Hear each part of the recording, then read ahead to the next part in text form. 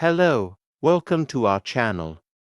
The little hare who outsmarted the fox, deep within the sprawling, sun-dappled expanse of sunny meadow, where wildflowers painted the green canvas with splashes of yellow and blue, lived a small hare named Pipkin. He was no bigger than a well-fed robin, with soft, brown fur that blended seamlessly with the earthy tones of the meadow floor. What Pipkin lacked in size, he more than made up for in swiftness of foot, and a mind as quick as a startled dragonfly.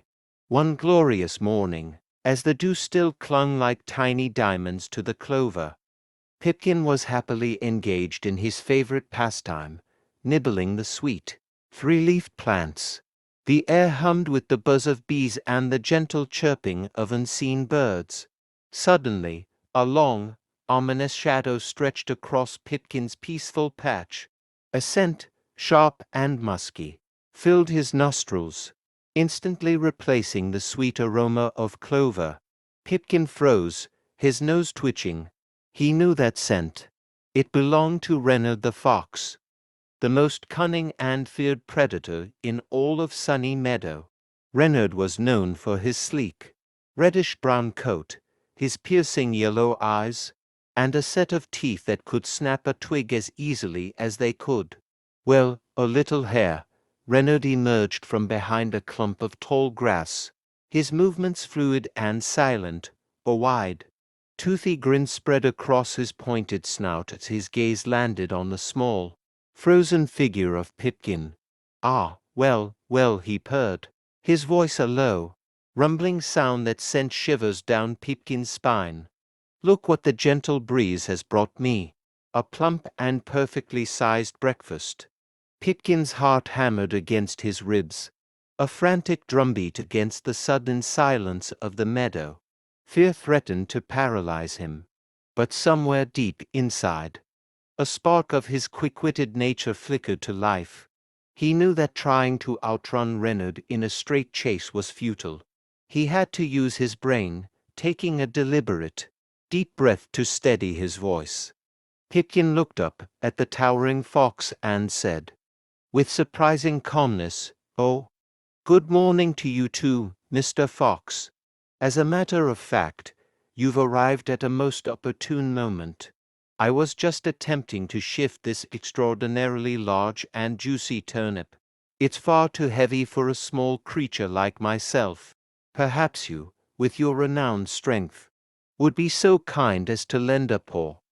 Reynard, a creature of vanity as much as cunning, was immediately intrigued. The thought of a large, succulent turnip appealed to him, but even more so, the idea of the little hare being impressed by his strength puffed up his ego. He certainly didn't want to appear incapable of handling something a tiny hare couldn't. "A turnip, you say?" Reynard replied, trying to sound nonchalant. "Well, I suppose I have a moment. Lead the way, little hare." He licked his lips, already picturing the satisfying crunch of the turnip, followed by, well, he'd deal with the follow-up later. Pipkin hopped with what he hoped looked like genuine effort towards a particularly large, moss-covered boulder that sat nestled amongst the tall grasses. "It's just behind this rather substantial rock, Mr. Fox," Pipkin explained, gesturing with a trembling paw. "Be terribly careful.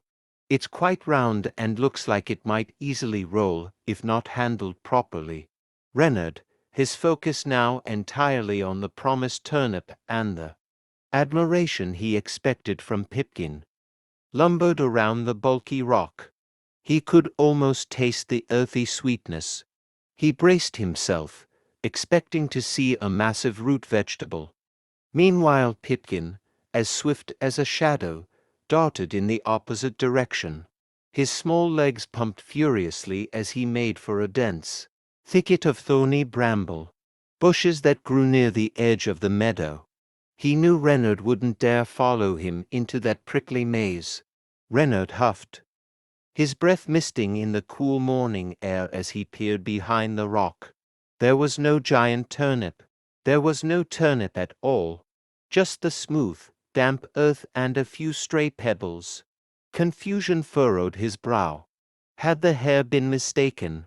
He then pushed against the cold, unyielding surface of the boulder, expecting it to be the turnip. It didn't budge, not even a fraction. He strained, his powerful muscles bunching beneath his fur, and pushed again, grunting with the effort. Still, the rock remained stubbornly in place. Finally, his patience wearing thin, Reynard circled the rock, expecting to see Pipkin waiting with the promised vegetable. But the little hare was nowhere in sight. A dawning realization, sharp and unpleasant, began to prick at the fox's pride. Just then, a soft, muffled giggle drifted from the direction of the thorny bushes.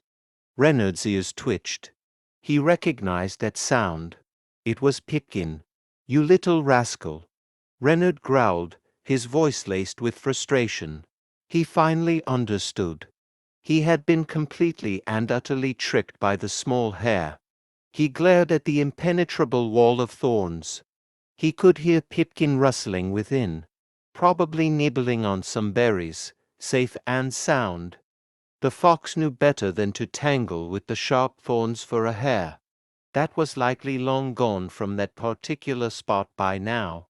With a frustrated flick of his bushy tail, Reynard turned and stalked away, his stomach still rumbling with unfulfilled hunger and his pride slightly bruised. Pipkin, nestled securely within the thorny embrace of the bushes, munched on a plump, juicy blackberry. A small, triumphant smile twitched his whiskers. He had faced the most fearsome predator in the meadow and, with nothing but his quick wits, had come out on top. Sometimes, he thought, being small and clever was the greatest strength of all.